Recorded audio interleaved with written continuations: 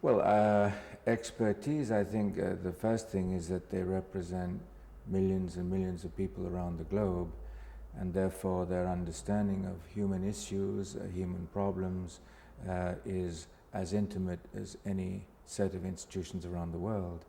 So the first thing is that they have a capacity to represent millions of people, which is really rather unique. I think the second thing is obviously they have their historic traditions, their cultural traditions, which are a source of inspiration and continuity. They have service, they have social service delivery systems, which they can harness, which represent a significant part of social development in many countries. You think of the educational networks, the health networks, the financial institutions, the institutions of higher education, etc. What do you think are the responsibilities of the World Bank in regions torn apart by religious conflict, and how can it help heal rifts between communities? I think, you know, the important, one of the most important things is to bring communities together around common goals.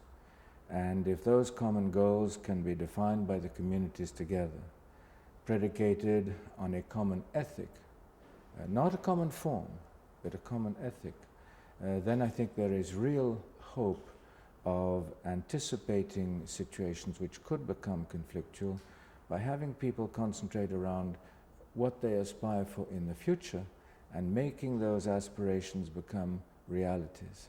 And so in the context of this dialogue, what might that lead to? What might that be? Well, I think the outcome was twofold. One was the aspiration to translate this consensus of seeking out action into some immediate small number of programs, and then to look at the wider issues of things such as social service delivery, violence, the environment, poverty, hunger, and food security. And so there were two levels of response. One was, let's try and achieve something together quickly and learn from that. And secondly, let's look at the more overarching issues that we have to try and solve to make the quality of life better for people around the world. In what ways do you think the World Bank could contribute to the preservation of cultural and spiritual heritage? I'm enormously pleased that the World Bank has recognized this issue as one that deserves sustaining. And I think that the World Bank can be a significant support, first by recognizing pluralism. All our societies are pluralistic, and sustaining and enhancing and legitimizing and supporting pluralistic approach to cultural and social development is very important. Secondly, many of the representations of culture can become significant forces in human development in the future. The rehabilitation of historic cities, the reutilization of buildings which are part of a society's culture and which are not productive today. There is an enormous number of things that can be done. What have you learned from this dialogue?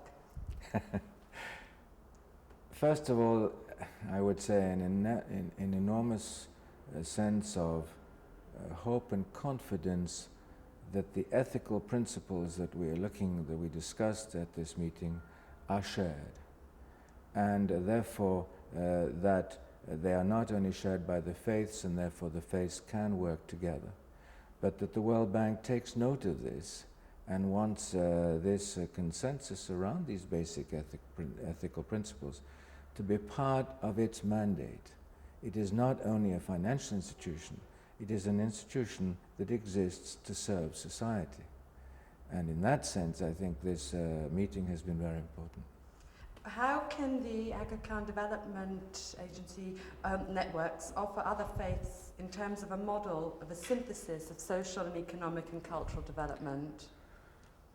Oh, I think, I think the fact is that the network has existed for many, many decades in many parts of the world, and therefore the Ismaili Imamate, but also other faiths, have considerable experience in serving people and needs.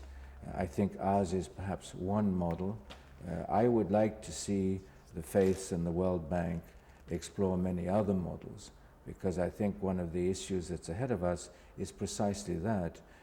How many models can we develop which are going to be compatible, acceptable, sustained by the faiths, but at the same time will be able to work in a functional relationship with the World Bank?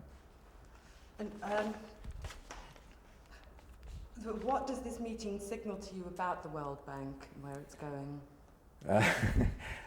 I think what certainly one of the conclusions is that the World Bank properly is looking at mobilizing within its own constituency of actions every source of influence, every source of capability which it can find to accelerate the process of peaceful development, and particularly addressing the marginalized and the poor in world society. Your Highness, thank you very, very much.